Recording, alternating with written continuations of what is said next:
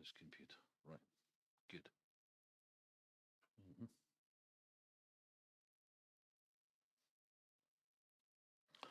بسم الله الرحمن الرحيم الحمد لله والصلاة والسلام على رسول الله وعلى آله وصحبه ومن والاه. Tonight is the 24th night of Jumaadaa Al-Aakhirah 1445, synchronizing with the 5th of January 2024.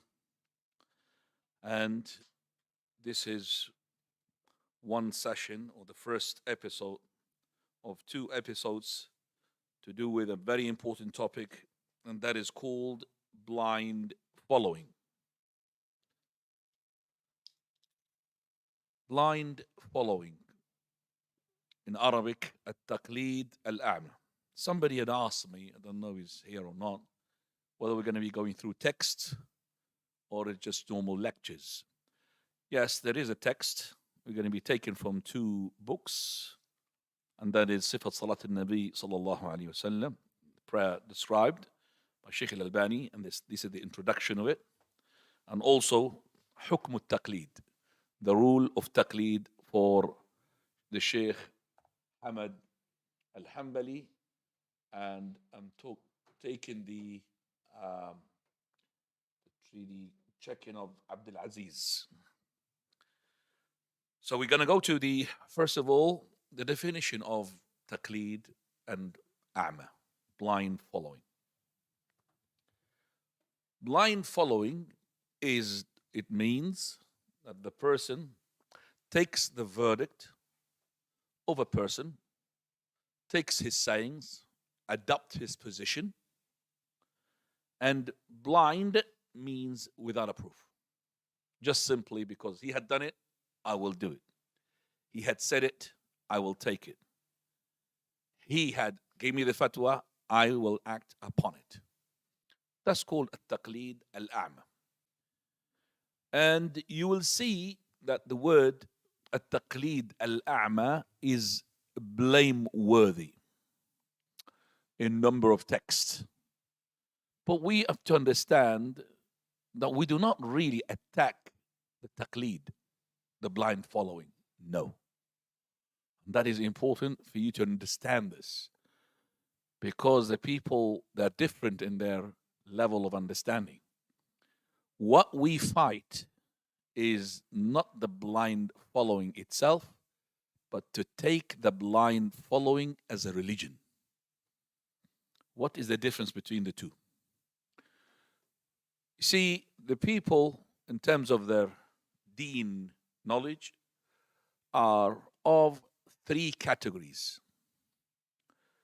Two categories on extreme sides and one in the middle. The top one, the category of the mujtahid, the scholar, the one who has the tools of making ijtihad. Ijtihad means to deduce a verdict out of the proofs from the Quran and the Sunnah, using the usuls, fundamentals and the principles, using the fiqh. So he would come to a conclusion. That's a faqih, muhaddith. So he's a scholar, mujtahid. This person, when he wants to arrive to a verdict regarding a certain matter in Islam, he's not allowed to make taqlid, blind following. Why? Because he has the tools. He knows how the hadith is going to be authentic or not. He knows how to derive and to come to the conclusion this is halal or this is haram. So that is why we say that this person, he is the extreme, the top. That's the one. Extreme maybe is not the correct word, but he's on the top. This is mujtahid. Now the mujtahid, sometimes he does some taqlid. If it's, for example, his ijtihad in a particular subject in the deen. Because the deens are subjects. You have exegesis, tafsir, you have aqidah, you have hadith, you have faqih. So you'll find, for example, Imam al-Shafi'i, he does taqlid to Imam Ahmad in terms of the hadith, whether it's authentic or not. And he's Imam, and he's the teacher of Imam Shafi'i is the teacher of Imam Ahmad. So we're not saying that he does not do taqleed, but most of what he does is always ijtihad. But in a certain area, like this is faqih, he's not really that strong in the hadith faculty. So he will take from the muhaddith whether this hadith is authentic or not. So he had adopted him because he himself is not as good to arrive to the same conclusion as the one who has got the specialty of checking up the hadith. But we say that he is mujtahid. Taqleed in his case, we call it is a necessity. So do you understand that? So this is mujtahid, but the taqleed for him is a necessity. Second category, which is the other extreme, is the layman. The layman is the person who has no knowledge. And even if he reads, even if he is PhD in physics, but still layman in the religion, he's a person, he could read the hadith, he could read the Quran. Maybe he's got even hifz of the Quran. Maybe he's got the 10 recitations. But in terms of the knowledge, he is layman. He doesn't know. And when he reads the hadith, he cannot distinguish whether this hadith is sahih or not. He hasn't got any tools whatsoever. He's a person, we didn't call him illiterate, because the Prophet ﷺ was illiterate, yet he was the most knowledgeable. He could be reading and writing, and I could have said he could be professor in physics or whatever, but he has got nothing to do with the deen. So this person, we say to him to make taqleed. He makes taqleed, and we call it blind following. But the word blind in English or in Arabic, it does hold criticism in it, because a'ma is complete a'ma. But this person, he can really somehow can use some of those primitive tools that he's got at his hands and available still to distinguish, but he's still muqallid. So for example, when it comes to the banks, halal or haram, so he has a verdict from Sheikh Ibn Baz. He heard about Ibn Baz, says haram. And he has a verdict from Mansour ibn Khalid. I created this name by myself. It doesn't exist. Mansour ibn Khalid. But Mansour ibn Khalid, he says it's halal. Now himself, if he chose Mansour ibn Khalid, which is not known, because he likes him. Why? He goes with him whims and desire.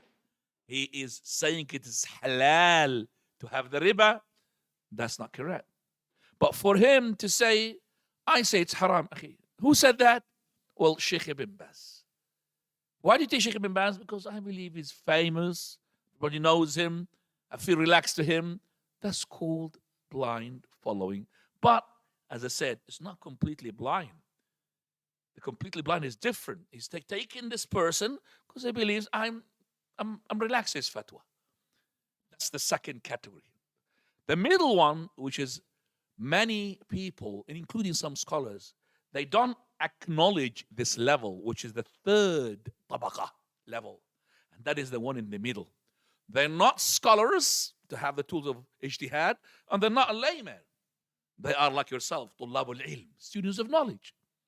Where these people, sometimes they've got power enough to understand that, well, this Sheikh Al-Albani may checking up of this hadith, and the Sheikh so-and-so is less knowledgeable in hadith-wise than the Sheikh. He made this hadith not authentic. So Sheikh Al-Albani made it authentic, but that person didn't make it authentic. But he himself can see and read what was the argumentation of the Sheikh Al-Albani when he made it authentic, and what was the argumentation of that person who is not as knowledgeable as Sheikh Al-Albani made it not authentic. Okay? But he arrived at the conclusion that person is correct, even if he's not Sheikh Al-Albani. So why? Because he can distinguish. So this person, we say to him, well, you're not allowed to make ijtihad like the mujtahideen, and you're not allowed to be like the muqallideen without just no knowledge. That's it. Sheikh Al-Albani, relax to him. You take Sheikh Al-Albani, you student of knowledge. You have to see. So that is the three categories. So what we say Taqleed is no problem. But what is the problem? To take it as a deen. What is take it as a deen? Imam Ibn Taymiyyah rahimahullah, he says, to make it compulsory for the person to take knowledge from the one who is beside the ma'soom. Ma'soom is the infallible, Muhammad sallallahu alayhi wasallam. And he says that him is his words for me, regardless of what anybody says, then he has to be yustatab. Ooh, what a big word. That means he has to be asked to repent to Allah. So any person, he says, I take Abu Hanifa.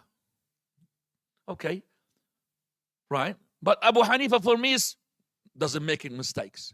The Prophet of Allah, the scholar, they said this hadith, Sheikh Abu Hanifa did not do it because he did not see this hadith. No. Abu Hanifa, that is the one who is not correct. Because he's taken the taqleed as a deen. No problem is making taqleed to Abu Hanifa in a matter where he believes is correct, but at the same time, he sometimes follows maybe the students of Abu Hanifa. Do you know that Muhammad al-Shaybani and Abu Yusuf Yaqub were the two premier students, and Isam al-Balkhi, who's taken his students are to be his teachers, and Imam Abu Hanifa, the teachers of all, they have differed from the Imam Abu Hanifa more than a third in the madhab. Give you an example. Salatul Istisqa. Abu Hanifa, he said there is no istisqa. Istisqa means he's seeking rain through the prayer. And we have number of occasions where the Prophet of Allah, he went out for istisqa. He made istisqa in khutbah al-Jum'ah as well. But Abu Hanifa, because it did not arrive to him the conclusion for this, so he said, no istisqa. But Al-Imam Muhammad al-Shaybani and Yaqub Abu Yusuf and also Isam al-Balkhi, they have said, all of them, that there is istisqa. Actually, Isam al-Balkhi was different from a point that Abu Hanifa and the two premier students were together, and he differed from them. Why? Because he's not taking the taqleed as a deen. It's not a religion. These people, they are shuyukh and scholars, but it doesn't mean they are to be infallible. So, when we're going to talk about, inshallah, some books and some of these things that you need to read regarding the taqleed, I advise you, there is a book, unfortunately it's not in the Maktaba Shamila, and you have to download it by itself, so you can't really make a search into it because it's just like they said, they have made it like an image. And that is, هل المسلم ملزم باتباع مذهب معين? Is the Muslim is abiding to follow a certain madhab? This book is named as well Hadiyatul Sultan li Muslimi Bilad al-Yaban. The Sultan's hadiyah, which is gift to the people who lives in Japan. The author of this one, Muhammad Sultan al-Ma'sumi al-Makki, and he was a teacher in the Haram. He had given them this gift because the people in Japan, when they started embracing Islam, they were saying which type of religion we're going to follow. Because the Muslims there, they were fighting. We have to give them Abu Hanifa's flavor, Abu Hanifa's version. Because, ya ikhwani, as I said to you, blind following or a tamadhub, taking a school of thought as a deen, resulted in the splitting of the ummah. Yes. Splitting of the ummah so much that the Shafi'i and the Hanafi, they will never be together. Even the Hanafi, he would treat the Shafi'i just like from the people of the book. So he would allow for his man, the Hanafi, to marry from the female Shafi'i, but not vice versa. He will never allow a Shafi'i male to get a woman from the Hanafi. Because they say, the Shafi'i, ana mu'minun insha'Allah. I'm a believer, if Allah wills. Abu Hanifa, he says, or the Hanafi's followers, he said, this is kufr. Because for them, is iman is one lump. The Maturidi Aqidah is one lump. Not Abu Hanifa himself, the followers of Abu Hanifa. So, those, they said, this person is a kafir. So how can we allow it? We said, well, we'll make them like the people of the book. We give them we take their females, but we'll not allow them to take our females. This is Mufti al-Thaqalain, the Mufti of the jinn and mankind, he's called. This is the one who had found a solution to make the Hanafi man allowed to go and marry a female from the Shafi'iyah. Ikhwani, none of those madhahib holders had acknowledged this thing or prompted this thing or encouraged this thing. On the contrary, it's the opposite. Abu Hanifa used to tell off his two students. He was talking to his Yaqub. What are you writing? I'm writing what you're saying. He said, don't do that. We are people to say something today, we change our opinion the following day. Okay?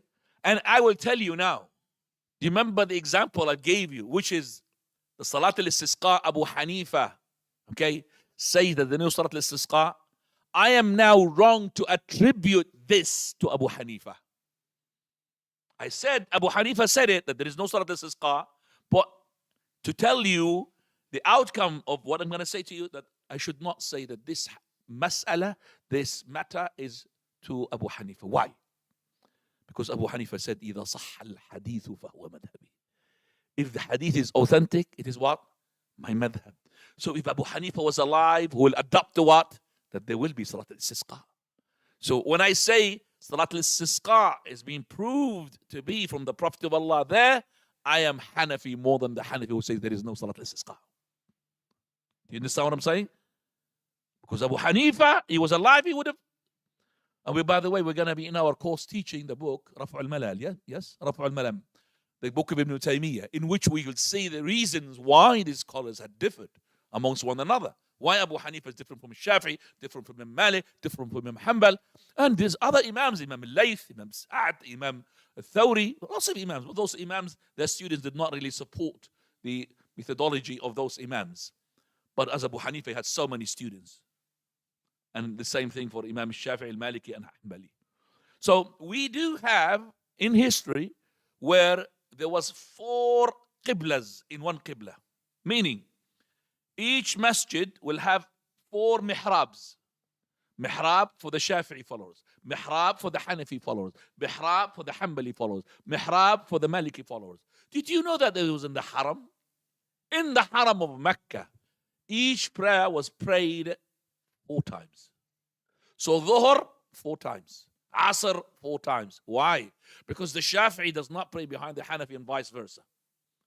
And the Maliki does not pray behind the Hanbali and vice versa. Subhanallah.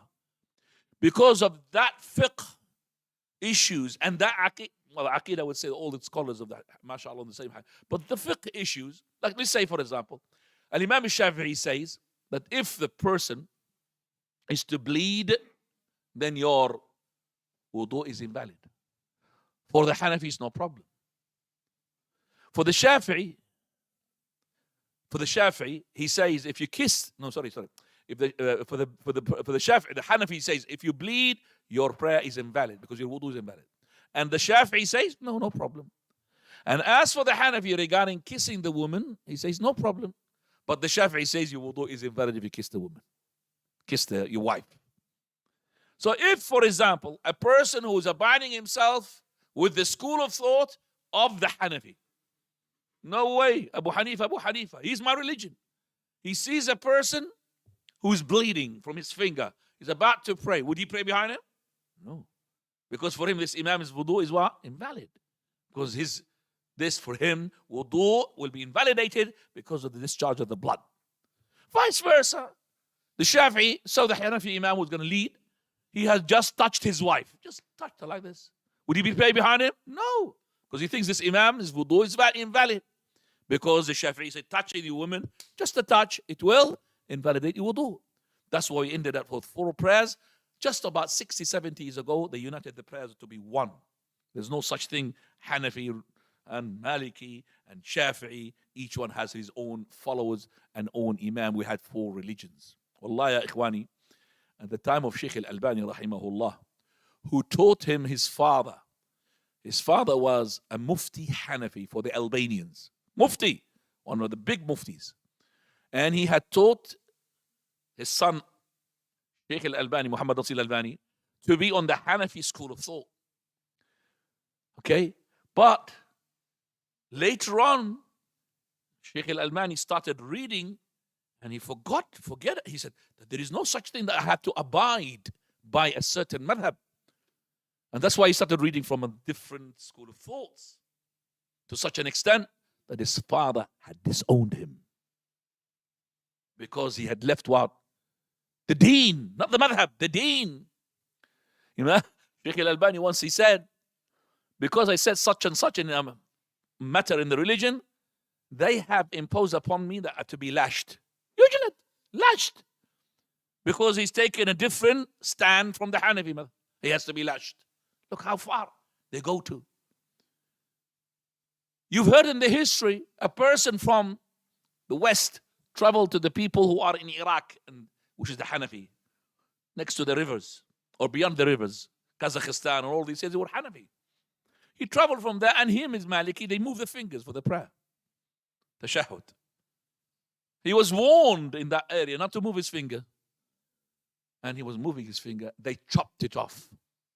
They will not allow a person to move his finger while he's praying in that masjid, which is abiding by the Hanafi madhab. So it's not the, 4 choices. No, Allah. It's 4 groups, 4 factions, 4 deens. That is how coming to. That's what we'll learn, inshallah, what is the person should be doing regarding a matter. Should he be abiding by a madhab? Why is it that we find, for example, the scholars who are mighty scholars, and we know them, they say they have studied on the usul al-Hanbaliyah. Like Ibn Taymiyyah, rahimahullah, he studied the deen on what? On the usul al-Hanbaliyah. But is he Hanbali? Is he just abiding himself with Imam Hanbal? I will tell you, Imam Ibn Taymiyyah had differed from Imam Hanbal in a number of matters. Rahimahullah. Khwani. The usul, meaning if you study on principles or on foundations of a particular imam, it doesn't mean that you are abiding with every word he's saying. But this is usul, principles. How can I derive an issue? No problem. I will adopt this, but I might not arrive to the same conclusion. You know that Imam Ibn Baz, rahimahullah, and I call him Imam, and Sheikh Ibn Uthaymeen, I could call him the Imam as well. They have made a revolution in the Saudi Arabian Peninsula. A revolution. Do you know what's the revolution? Because in the Bilad of Al-Haramain, the adopted madhab is the Hanbali. And they're so strict into it as well. Just like as the Hanafi are strict with their Hanafi madhab. Imam Ibn Baz, rahimahullah, in number of issues, he championed the Sunnah. Give you an example. The madhab al-Hanbali, did you know regarding putting the right on the left, is actually below the navel or just on the navel or just above the navel? It's not above the chest, as people they think. No. It's like almost like the madhab of what? Hanafi. Almost. And they're strict more than the Hanafis. And they say the hadith, to put it on the chest, is not correct. But Imam Ibn Baz, when he was asked about this question, he said the sunnah is to put it on the chest because the hadith regarding this issue is authentic. That's a revolution for an Imam. Imam Ibn Baz is not just a normal person. He was the head of the Lajna Da'ima. He was a scholar as to be considered the top scholar in Saudi Arabia. Same thing with Sheikh Ibn Uthaymeen, the revolution he had done. So they have liberated them from the madhab, so-called madhab al-Hanbali. Of course, madhab Imam Ahmad himself. He himself, if a person reached the level of to see whether this hadith is authentic or not authentic, he has no right to make taqleed. So when you take the words of Abu Hanifa, you can't take it from him unless you know how did he derive it. What was his proof? Let me check. Because you have reached the level to distinguish whether this is authentic or this is what? Not authentic. So coming to the text of Hukm al-Taqleed, he says, وجوب طاعة الرسول دون غيره. You have to obey the Messenger sallallahu alaihi wasallam, not the others. as I said, حكم التقليد, the Sheikh Hamad Al-Hambali. He says that it is must to obey the Prophet. And then he says there's no doubt Allah subhanahu wa ta'ala had obligated on his servants to obey him and to obey the Messenger sallallahu alayhi wa sallam. قال الله اتبعوا ما أنزل إليكم من ربكم. Follow what has been revealed to you from your Lord. ولا تتبعوا من دونه أولياء. And do not follow beside them أولياء, close friends, people who lead you. Also Allah he said قل أطيعوا الله والرسول. That is, obey Allah and his messenger. Also Allah he said وإن تطيعوه تهتدوا. If you obey him, then you will what? Be guided. Allah subhanahu wa ta'ala never had obligated on this ummah to obey any person in his particular person or individual in everything that he commands and everything that he prohibits, save Muhammad sallallahu alayhi wa sallam. It's only the Prophet of Allah. So the scholars had agreed there's no one has infallibility except for our Prophet sallallahu alayhi wa sallam. Those imams, they have prohibited to those imams which I'm talking about, Abu Hanifa and Imam Malik and Imam Shafi'i and Imam Ahmad Muhammad, in that order, they have, all of them, prohibited the people to follow them without knowing their proofs. And that is for the person who distinguishes. So they're not to follow them in everything they say. I'm going to quote now from the book of Sheikh Al-Albani rahimahullah in his introduction, which is a revolution. Wallahi. Before you start reading the book, read from that. I'll give you inshallah just some reading and I'll give you some break. قال الإمام الألباني رحمه الله that I'm going to drive to you and narrate for you some of those sayings of the imams to tell them that they should not follow them blindly without knowing their proofs. And then he quoted the same ayah, اتبعوا ما أنزل إليكم من ربكم. Number one, Abu Hanifa. He's the first imam, Abu Hanifa Nu'man ibn Thabit. He had narrated, and he said, it's been narrated from him, saying to his students, so many sayings, all of them, they go to one target, one thing, which is you have to take the hadith. And you should not be a blind follower to the imams. This is what had happened to the kuffar when they were asked, why do you worship this and you're not following the Prophet? إِنَّا وَجَدْنَا آبَاءَنَا عَلَى أُمَّةٍ وَإِنَّا عَلَى آثَارِهِمْ لَمُهْتَدُونَ. So we found those our fathers upon this, we follow them. No checking up whether halal, shirk or not shirk. So this imam, he says, إِذَا صَحَّ الْحَدِيث فَهُوَ مَذْهَبِي. If the hadith is authentic, that's my madhab. That's my way of thinking. This is my verdict. Then he said, لا يحل لأحد. It's not permitted for anyone. أن يأخذ بقولنا, to adopt what we say. ما لم يعلم من أين أخذناه. Unless he knows where we took it from. How did we derive it? And another narration, haram, prohibited. Haram, you know haram. على من لم يعرف دليلي أن يفتي بكلامي. Wallahi, this is strong. It is haram upon the one who doesn't know my proof to make fatwa in compliance with my words. Do you understand what I'm saying? It's haram, he said, haram. To make fatwa based upon my saying, and he does not know the proof. So it's haram who does not know the proof for my fatwa to go in compliance with my fatwa, or to adopt my fatwa. And also he said, we are nana bashar. We are a human being. We say the same today, and we change our mind the following day. وَيْحَكَ يَعْقُوب.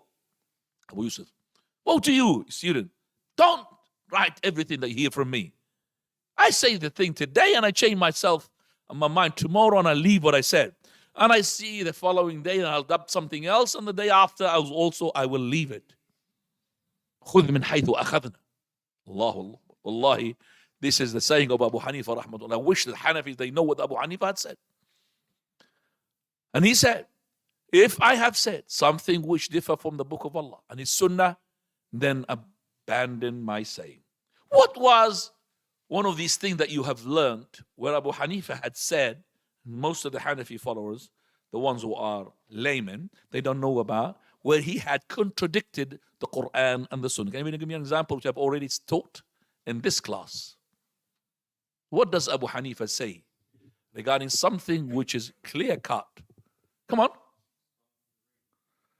Salam the Rain have just said it, but this is not really the big issue. It's something which is, even the kid, he knows it's haram. Abu Hanifa says halal. Naam. Huh? The wine from where?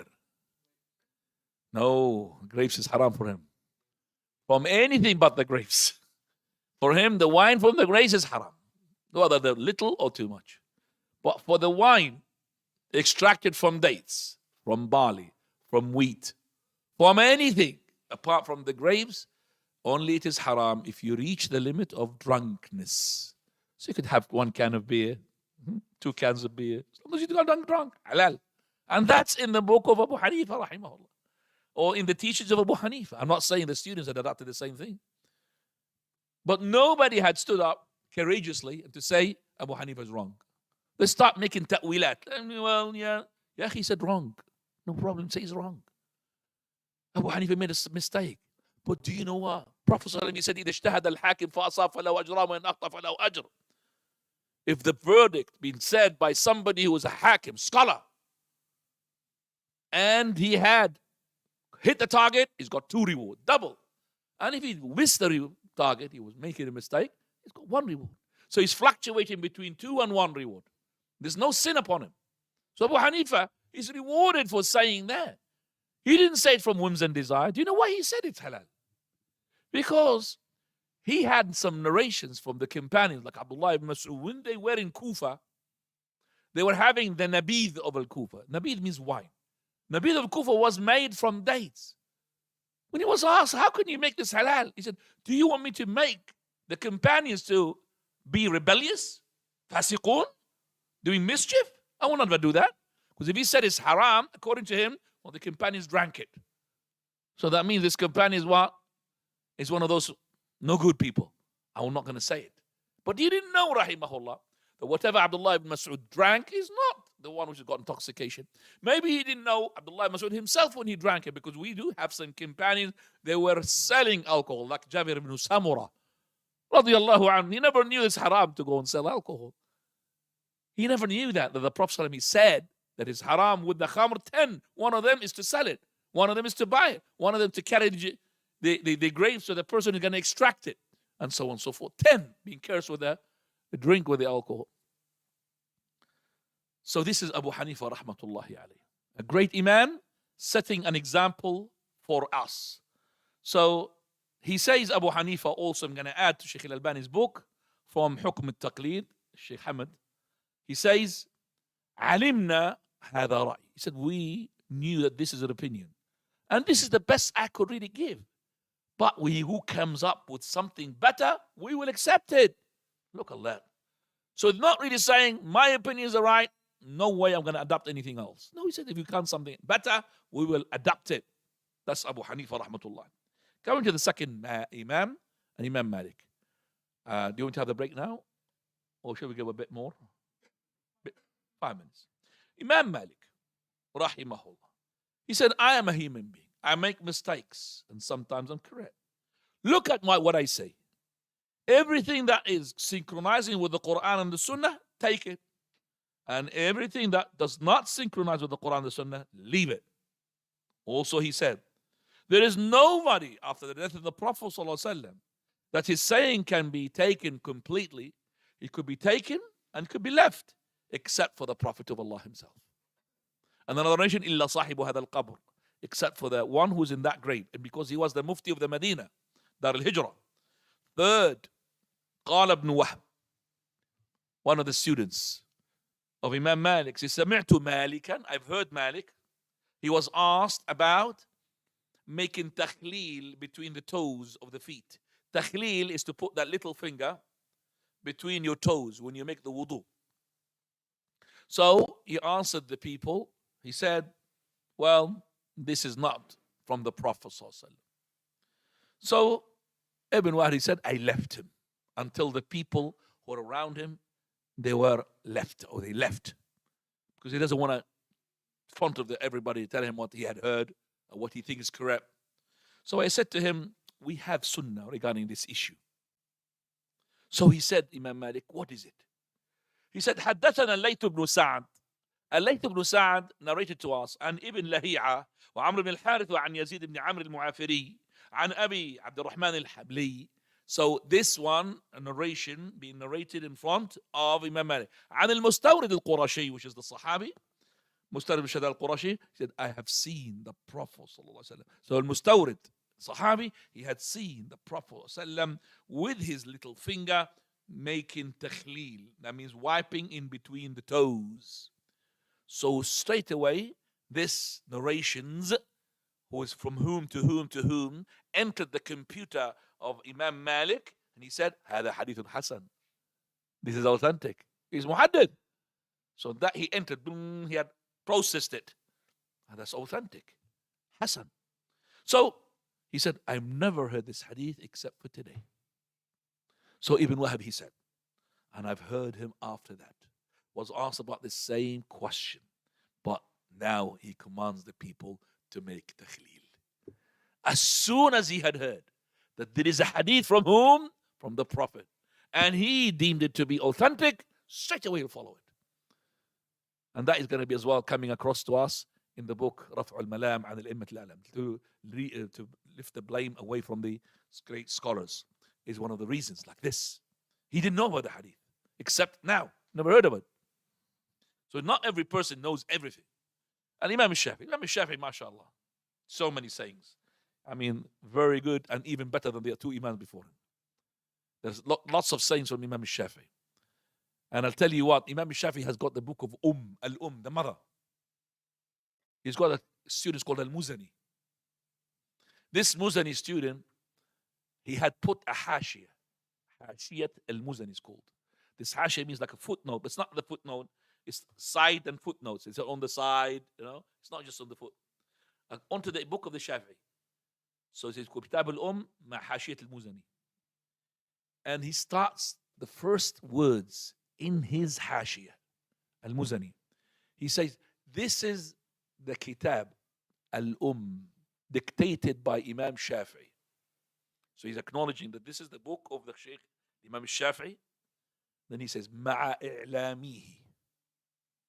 And he had, at the same time, told me that binahyihi, but he prohibits a person to make blind following of him. مع إهلامه بنهيه عن تقليده. So he told his student, I'm going to write in this, but I'm prohibiting anybody to take from this unless he knows my proof. Allahu Akbar. Allahu Akbar. This is the hashiyah of Al-Muzani. Imam al-Shafi'i, he says, ما من أحد, not a single person, إلا وتذهب عليه سنة لرسول الله وتعزب عنه. He will miss one of the sunnahs of the Prophet of Allah. He doesn't know everything about the Prophet. For whatever I say from the sayings, or I gave a principle from the Prophet ﷺ, which is different from what I say, so the saying is the saying of the Prophet. And the saying of the Prophet is my saying. So if I say, touching the woman does not invalidate the wudu, which is in contrast to what Imam Shafi'i said would invalidate the wudu, I am saying the Shafi'i madhab. I am more Shafi'i than those who claim themselves to be Shafi'i. If I say that there is no qunut in the Fajr like the Shafi'is, they do. You know, they do qunut al-Fajr. Every Fajr they do qunut, the Shafi'i. If I say, no, it's not correct, hadith, and it is not authentic. And the qunut is only qunut al-Nawazil. There's no such thing qunut al-Fajr. Qunut al-Nawazil in all the 5 daily prayers. Then I am more Shafi'i than those people who call themselves Shafi'iyah.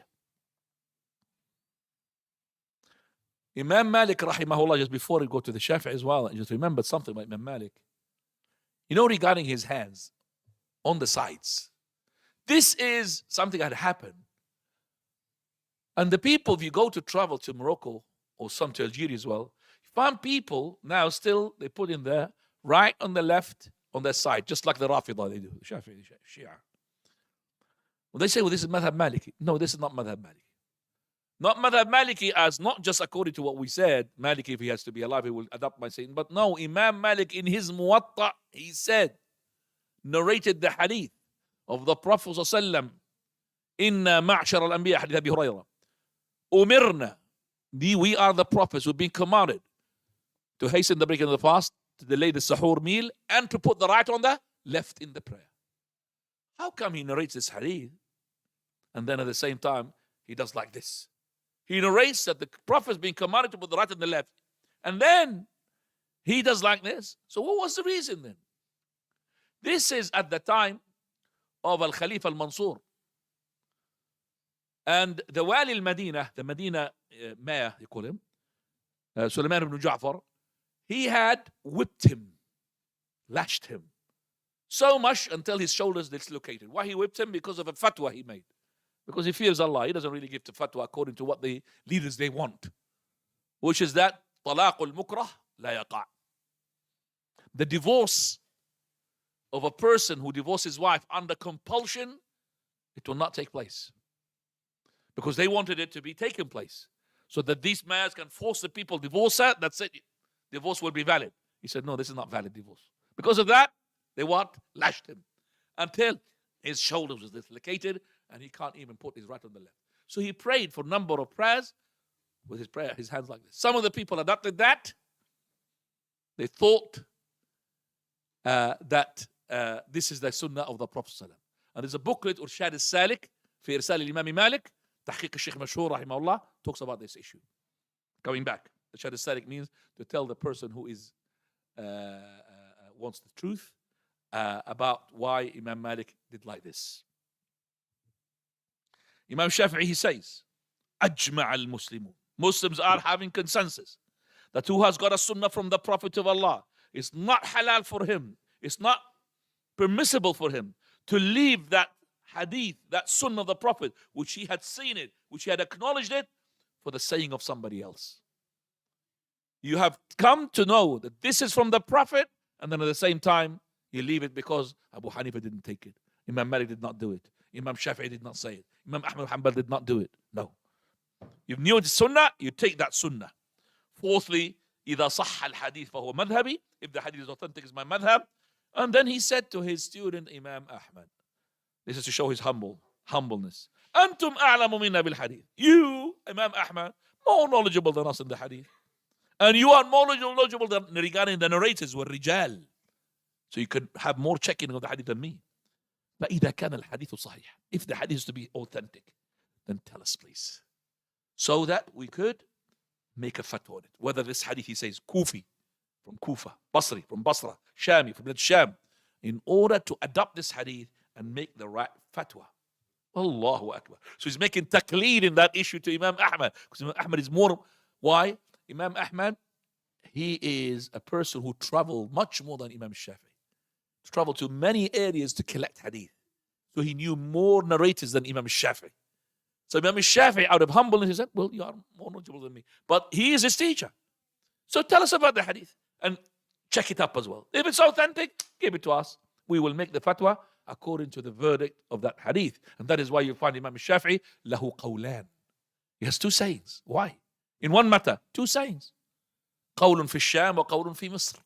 القول القديم والقول الجديد. One in Bilad al-Sham, one in Egypt. Two sayings of Imam Shafi'i. Where Imam Ahmad, not qawlan, riwayatan. The difference between riwayatan and qawlan, that Imam Shafi'i had two opinions regarding this issue. But Imam Ahmad, it was narrated from somebody that Imam Ahmad said this on particular issue, and he said this on particular. So riwayatan, two riwayah. But in Imam Shafi'i, he had did actually al-qawl al-qadim, this old saying, and the new saying, based upon the authentic hadith. Also Imam Shafi'i said, if you have seen the hadith, is 100% against what I say, and yet I did not adopt the hadith, I'm still adapting to what I might say, then know for a fact that my brains are gone. I'm majnoon. I'm not there. I'm not a person to be taken as a person who is fully healthy in my mind. How can it that if I'm alive and there is a hadith and yet I'm saying it's different from that hadith, That means there's something. I'm Majnoon. I'm crazy. I am mad. I'm not correct in the mind. Allahu Akbar. Imam Shafi'i one day, he was approached by a man. He said, Muhammad ibn Isa Shafi'i, rahimahullah. He said to him, verily, Imam, I want to ask about this question. So the Imam, he said, قال رسول الله صلى الله عليه وسلم. Prophet ﷺ, he said, in that matter. So he said to him after that, what do you say, Imam? So Imam Shafi'i said, قال رسول الله. This is, so he said, what do you say? He said, did you see me coming out of the church? Did you see in my clothes a belt, like the belt of the priest? Huh? He come in. I said to you, قال رسول الله. You said, what did I say? Are you going priest? Well, what is it? I'm a Muslim. Adapting what the Prophet ﷺ said. That's what Imam Ahmad rahimahullah had said. And the last hadith he said, Kullu hadith, every hadith of the Prophet is my saying. Even if you did not hear it from me. By this we'll finish inshallah. And we'll go the second part. We'll continue Imam Ahmad and we'll leave the questions and answers. Break of 10 minutes.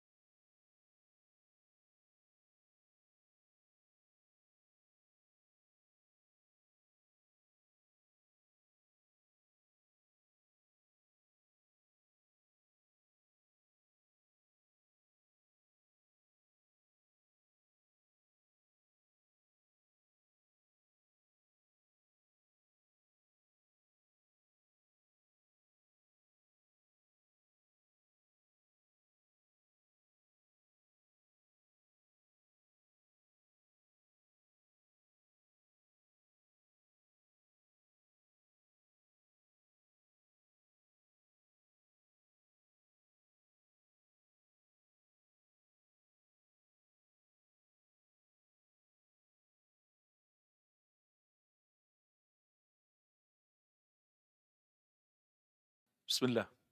Nothing here. Bismillah.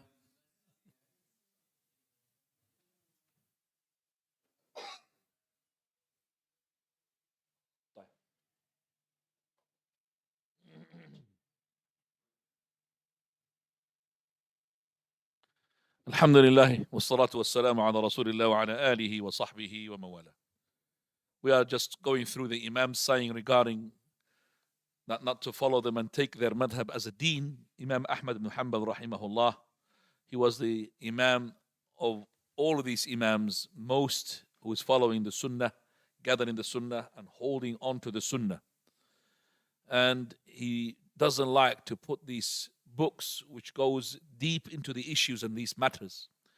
Because, as I said, some of those who had followed this madhab, they have gone deep into some issues that we don't need to go it. We call it tafri'at. Something they imagine it and then they put it there and we don't need it. If I say it, you will be laughing your head off. On some of it, I can't even say it because of the presence of the sisters here. It's something that hilarious. Why should we derive these things? So Imam Ahmad rahimahullah, he doesn't like opinions.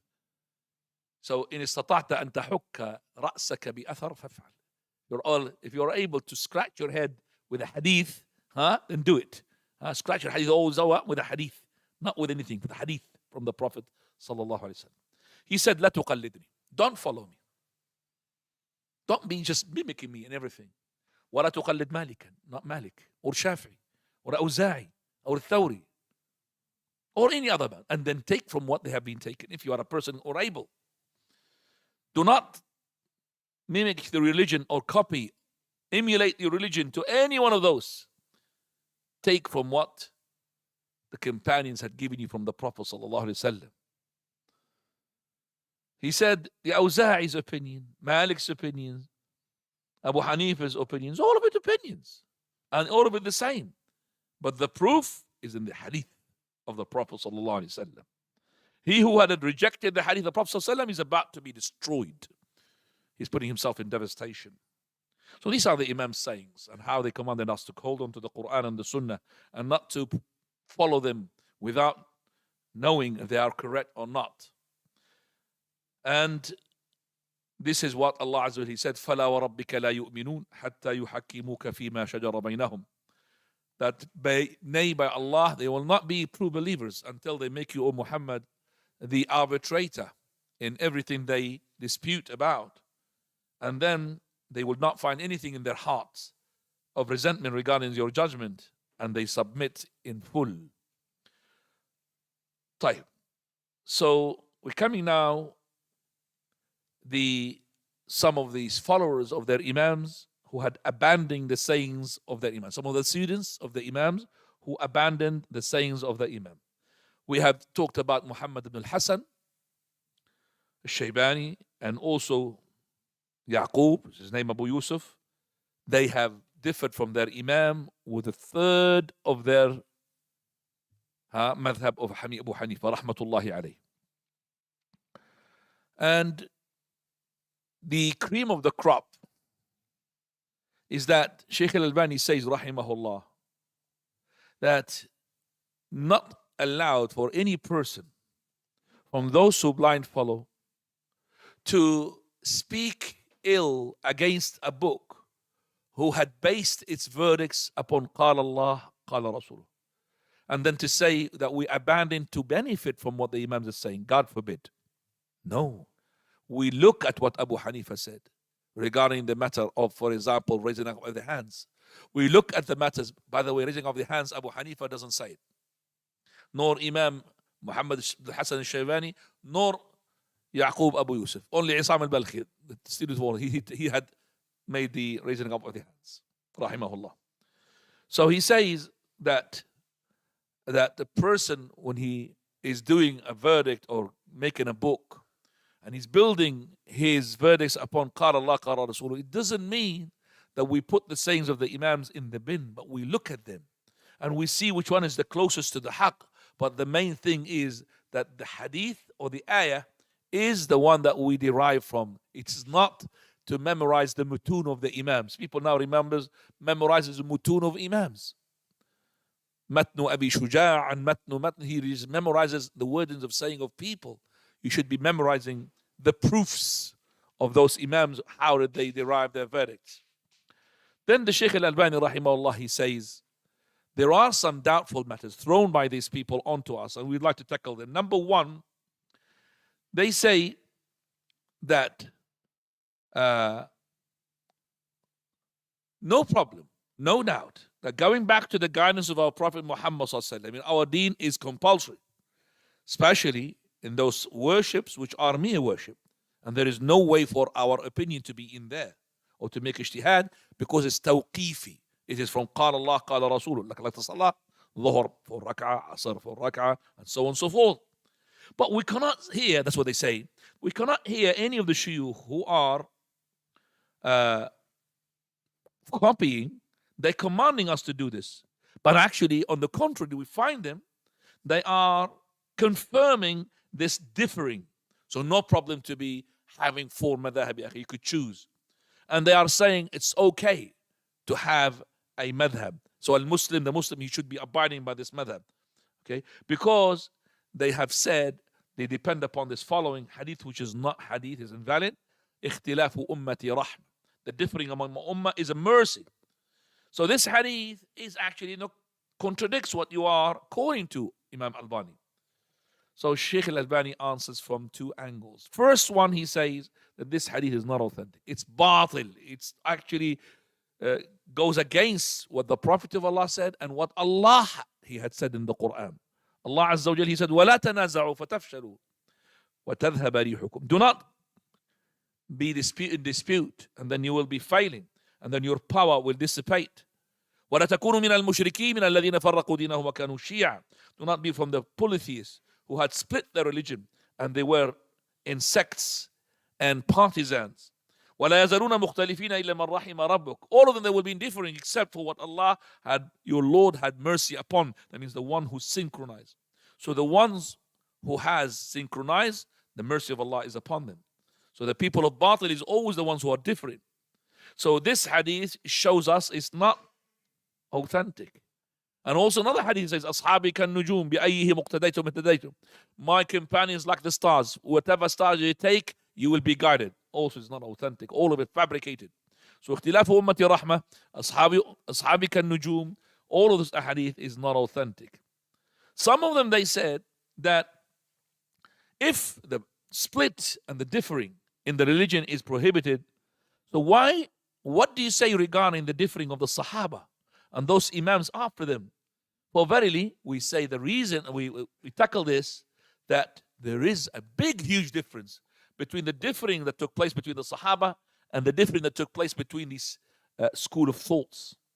Number one, regarding the reason of this differing, and number two is regarding what is the implementation of that such differing.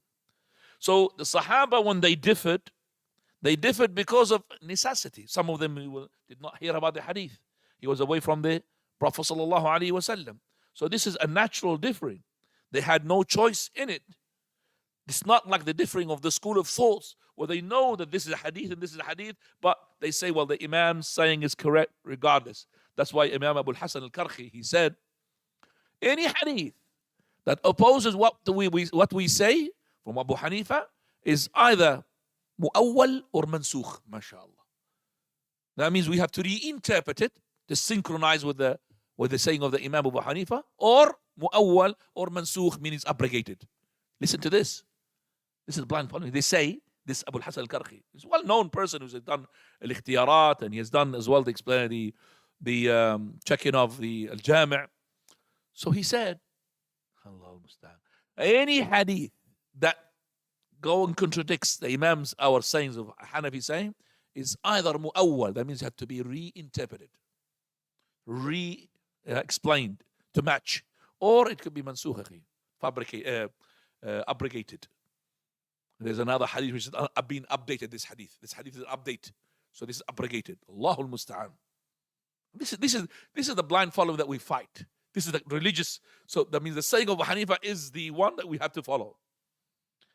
So he say that the khilaf between these Imams, they have no excuse regarding this, because the followers, they're not following those Imams. The Imams, they said, don't follow us. Take from what we take. طيب. Cutting this in short, the cream of the crop. The Sahaba, they differed because it was a necessity. But they used to deny this differing. And they used to flee from it. Every time they find a way to flee from it in order to unite. As for those who are blind followers, with a possibility, and they have got the ability to get rid of this khilaf and this differing, yet they do not unite, nor they strive to unite. They don't want to unite. They don't want to look which proof is correct. They want to stay Hanafi, Maliki, Shafi'i. They don't want to see, like the Hanafis now, they don't take the wali. Not to look at the proofs that have been introduced by the other scholars. Khalas, no wali in the marriage. As for the second reason as well, which is the implementation of this, he said, as for the Sahaba regarding their differing, which is in the subsidiaries matters, they used to be having unity amongst them. They are far away from split and splitting the ranks. Whereas those muqallida, the ones who are following the Imams and school of thought, this is on the contrary. Their differing had resulted in the split, even regarding the salah itself. So that's why each person will pray different from the other person, and he will not let another school of thought to lead him in the prayer. Subhanallah. So the Hanafi is not allowing for a Hanafiya woman to marry a Shafi'i man. Yes. And then the Mufti Al-Kitab, he said, no, we'll treat him as a people of the book, so it's no problem allowed for the Shafi'i man, for the Hanafi man to marry a female Shafi'i. Allahul Musta'an. So, coming now to this book, which is هل المسلم ملزم باتباع مذهب معين. I will, inshallah, start with that. And I will talk about أنواع الاختلاف, أنواع التقليد, I should say, the types of taqleed. And I will talk about the introduction of this book, which is هل المسلم ملزم باتباع مذهب معين للإمام محمد سلطان المعصومي, which is هدية السلطان لمسلمي بلاد اليابان. There's an introduction for it. I will read that one as well, which is very important. If you have any question regarding what we've heard, please just go ahead. You've got another 10 minutes بإذن الله, or 15 minutes. جزاكم الله خيرا وأحسن الله إليكم. طيب, any questions? And please, let's just focus upon this topic, because this topic is very sensitive. تفضل.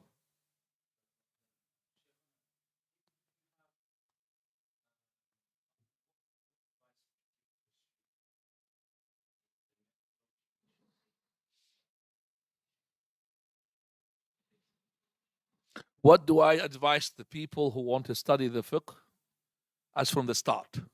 Okay. The best fiqh is the fiqh al-muqaran. Fiqh al-muqaran, or al-muqarin, both is correct. Meaning, which is the fiqh that deals with the issues who are differing between all sorts of imams, whether Shafi'i or Thawri, Imam, where is the difference? So then you will attach the differing with the proof. So one of the books that's great to read in this is Bulugh al-Maram, because it gives you the Adillat al-Ahkam. One of the books as well to read is, as a starter, in general, to read all of it, Al-Wajiz في فقه الكتاب في فقه السنة والكتاب العزيز. Also, Al-Lubab في فقه السنة والكتاب, Subh al-Khallaq, very good book as well. And he does a lot of, and all of it depending upon, mashallah, the authentication of the hadiths, especially of Shaykh al-Albani, rahmatullahi alayh. So these two books as well. Tarh al-Tathrib, great book in the fiqh. To give you an outline, there's a book for Shaykh al-Halabi, rahimahullah, called Al-Awda ila Sunnah. This Awda ila Sunnah has got, I think, two versions, second version, in which he does give you the 3 stages of gaining the knowledge. Stage 1, stage 2, stage 3. In stage 1, what do you read in Aqidah? What do you read in Hadith? What do you read? So he starts with Al-Bayquniyya, for example, in the Hadith. What do you read? So Al-Awda ila Sunnah First stage, and then the second stage, and then the third stage. In the third stage, you become a proper student of knowledge. And each stage, what do you read? From the language, Qatrun Nada, for example, in the last stage, in the Arabic language, and so on and so forth. In each one, and they will give you, in the first stage, for example, Al-Wajiz. But as I said, Al-Wajiz was first, and then Al-Lubab came after, which is a very good book as well. Subh al-Khalaq, because it contains other issues that Al-Wajiz doesn't contain it. نعم. الفقه المقارن. نعم. الله يحفظك. تفضل.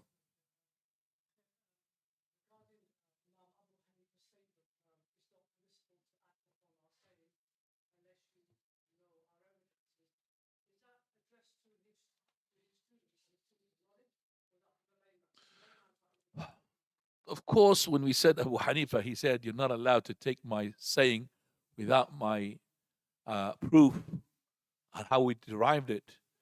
These sayings is not for the layman who has to follow, blind follow. But as I said, the problem is not to take that blind following as a deen, as a religion, to say, I'm a Hanafi. You should be Muhammadi, following the Prophet of Allah, but you in front of you, Abu Hanifa is saying, and you take it in this. But if there is another saying where you have Imam Shafi'i said something, and the proof is there with the Imam Shafi'i, and as a layman, you could see, oh, there's a proof here from the Prophet of Allah. And you are convinced, no, but I'm Hanafi. I'm not going to do this. So we say to the layman, as we're going to talk about, inshallah, next week, is it next week? Next week. The anwa' al-taqlid, what we should be doing, who is going to be muqallid, who's the one supposed to taqlid. In no way that this person who is a layman, and the layman, by the way, is categories. It's not just one category. The layman is a category. There's a layman, and there's layman who could read, layman who could know, he's been heard, he heard about, who's Albani. There's the layman who never heard about Albani. Never heard. I'll tell you what, one of the people was, mashallah, now was a good student of knowledge. He said because he was in a particular Jama'a, called Jamaat Tabligh. He didn't know about these scholars.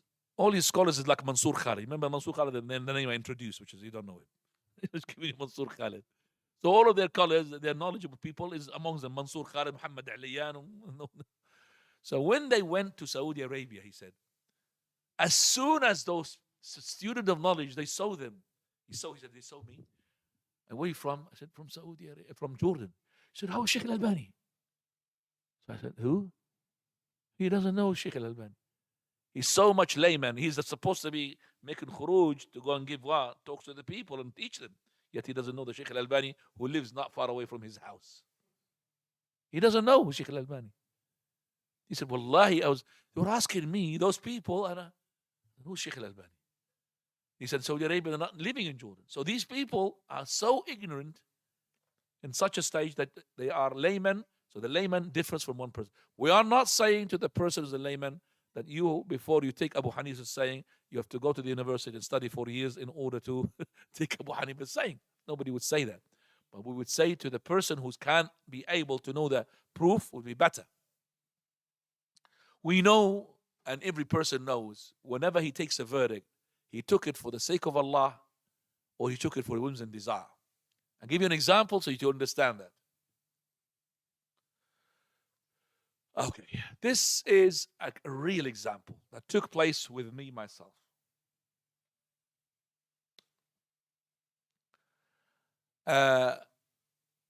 When we had the Islamic Bank being established in Jordan, Islamic Bank is everything not Islamic except for the name. Do you understand me? Everything is not Islamic except for the name. It's still an Islamic Bank. It had some Islamic deal which is called Al-Qard Al-Hasan. Qard Al-Hasan means to give you a loan without interest. And the Qard Al-Hasan was about 2,000, 3,000, a lot of money. But later on, when they got the customers enough, they cut it down to 500 and not to anybody. Only for the person who wants to get married. 500. 500 is going to do to you nothing. So these people, they were making projects and transactions with the Islamic Bank. And when they ask us, they ask Sheikh Al-Halabi, Sheikh Al-Halabi tells them that this is Bank al-Islami. I remember what he says, like the Bank al-Americani. It's like the American bank. Same thing, no difference. And this deal is haram. They say, but such and such, Uthman Mansour, another name I invented. Uthman, whatever his name, he had gave fatwa because, this person is known as, for example, let's say he's a PhD teacher in the Jamia and he's got one of these big turbans on top of his head. Such and such person, okay, he gave fatwa, it's halal.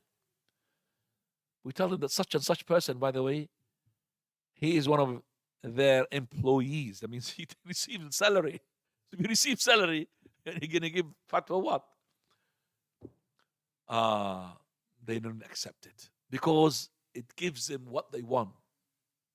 Then later on, years passes, and Jordan made a peace treaty with Israel. The first one in Wadi Araba. First peace treaty with Israel. I don't know if you remember that or not. At the time of King Hussein, rahimahullah. So these people, the same ones, I remember the same person. Wallahi, those people who are the scholars who had made the fatwa, it is halal, they are government scum, they are shayateen. I said, they're the same people who had made fatwa for the Islamic Bank.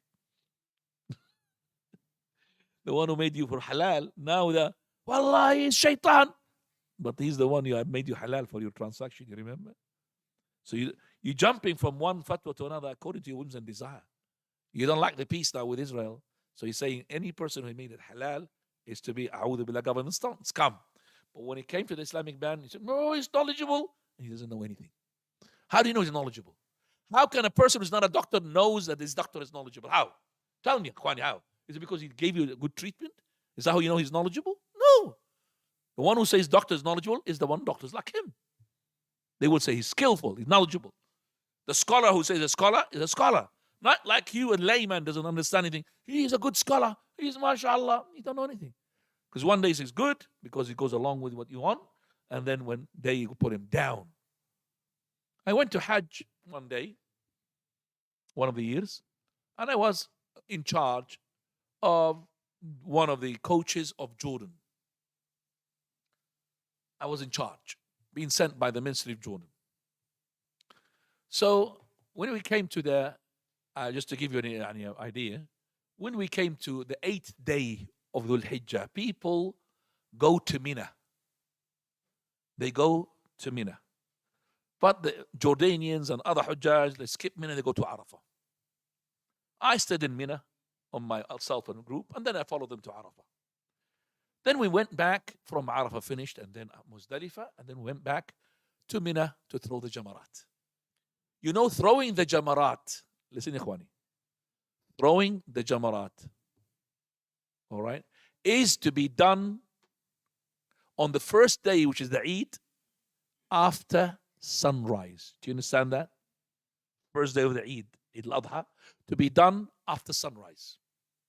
Except for those who are weak and women. They could throw the Jamrah after midnight because they want to avoid the crash, the stampede. So, those people who are even able, and there's nothing wrong with them, they said, well, we will do it after midnight. Straight away. So they Muzdalifah, just half an hour, stay there and they go. I said to them, Ya Ikhwani, it's not allowed. You have to be after sunrise. Sheikh Ibn Baz says okay.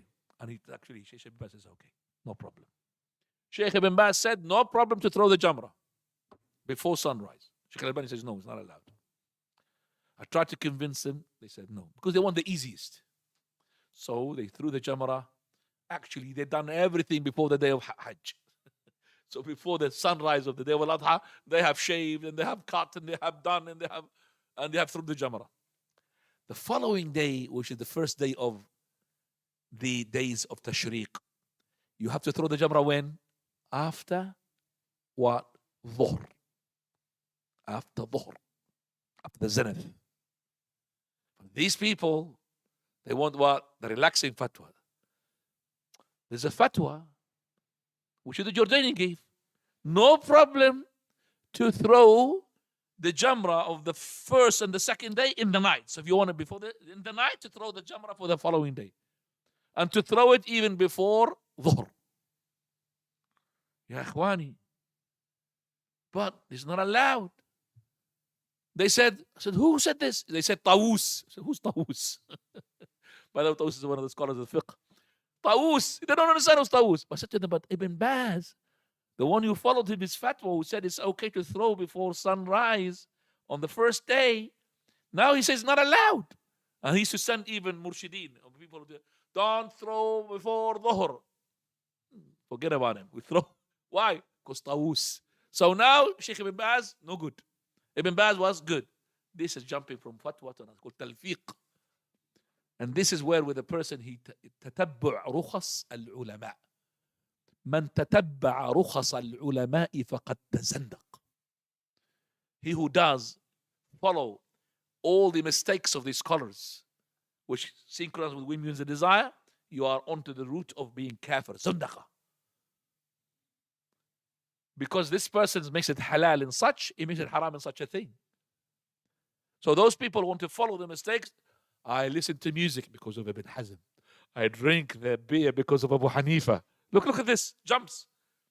He wants to take from the mistakes. Ibn Hazm is no music halal.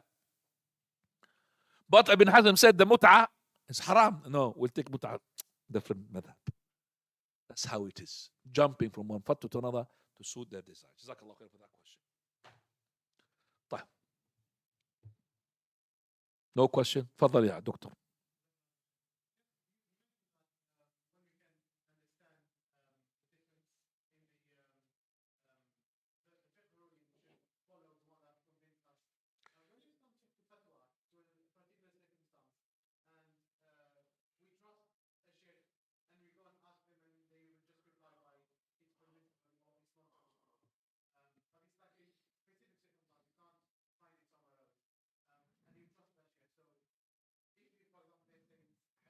So you are a person who is not a layman.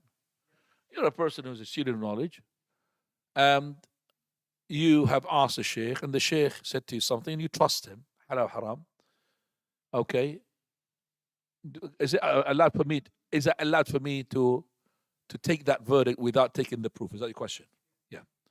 Well, first of all, let me just say that if you ask him what is the proof, the sheikh should not be annoyed. It's very important because why do you ask me what's the proof? قُلْ هَاتُوا بُرْهَانَكُمْ إِن كُنتُمْ صَادِقِينَ. Say, give me your proof before if you are truthful. Give me burhan. I want to know what's your proof. So I have some, when I say something, somebody asking me, what is your proof for this hadith? No problem, I'll give him the proof. Okay? Or he will tell you this is in such and such book, in such and such, no problem. But if you didn't ask him, okay, and you have settled to his opinion, knowing the fact that you are following not him, what he had made the fatwa on him is no problem. Do you understand what I'm saying? So you're not following his individual saying. You're following him because you trusted that he had taken that from the hadith, which is a good hadith. But I would say it would be better for you to ask, but it's not compulsory. Because you know that you are not following this person. You're following what he had adopted from the hadith of the Prophet of Allah sallallahu alaihi wasallam. Good.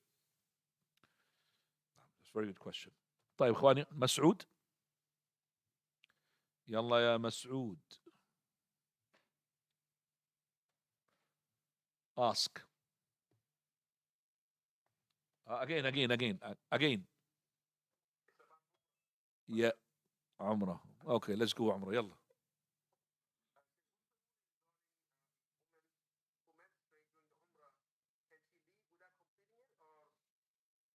She cannot leave without completing the Umrah. She has to do the Umrah. And this is just like if you enter a prayer, you should not be cutting off the prayer. And if she's bleeding, menstruation, she should delay her trip. I would ask you, if this woman, forget about she's bleeding for her menses. She had a broken waist and a foot. She had an accident. Wouldn't she delay her journey or not? She would. She had no option because she had to go to the hospital. So the same thing, that pay a bit extra money and delay yourself until you are cleansed and you do finish the Umrah. And we do not say what Sheikh Islam had said, that is to tie up and to pad herself in order for the blood to be checked in, and then she does the rotation around the Kaaba with the blood on. This is not correct. The correct opinion of the other scholars, what they said, that she should wait until she is cleansed. Until she's cleansed. And usually the woman should have a mahram, and the mahram should stay with her. That's why the mahram is important. Now, so if the other group had left, she would stay with her mahram, book another flight, and then inshallah do her umrah. نعم. تفضل يا أحمد. أحمد أبو إيش يا أحمد؟ أبو إيش يا أحمد؟ أبو إيش؟ طيبة. طيبة. تفضل يا طيبة. أبو طيبة. نعم.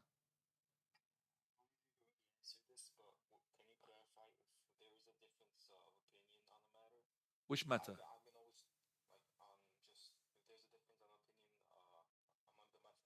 For what?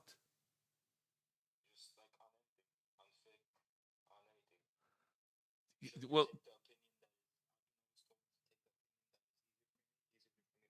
no, you take the opinion which is you think it is closer to the haqq. You don't take the easy one. Okay, you want to take the one which is follows the haqq. So if you are a person who is can know, you're a student of knowledge, you're learning now, you should be knowing there are tools by which you could distinguish which one is closer to the haqq. If you're not a layman, then you will know that don't take the opinion of Uthman Muhammad, it's another name I invented, against, for example, Sheikh Ibn Baz. Take Sheikh Ibn Baz, don't take Uthman Muhammad, which I have in Baz. I don't know who's Uthman Muhammad. Right. Now we go into Shammam, please. Shammam. Salam to Rakan.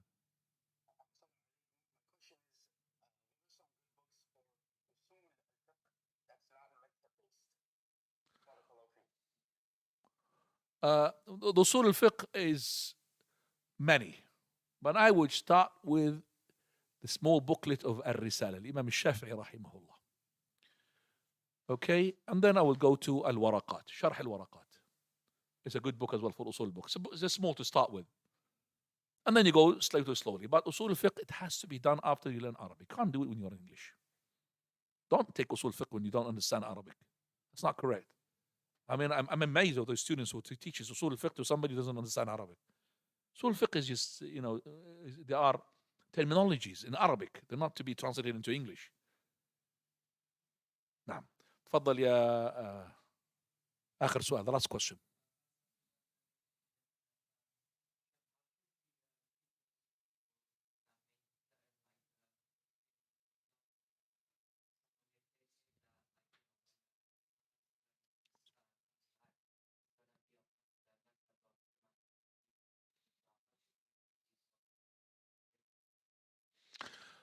These people who say that the Imam or the Prophet Isa is going to go down and rule in the Madhab Hanafi, it's not the saying of just one or two.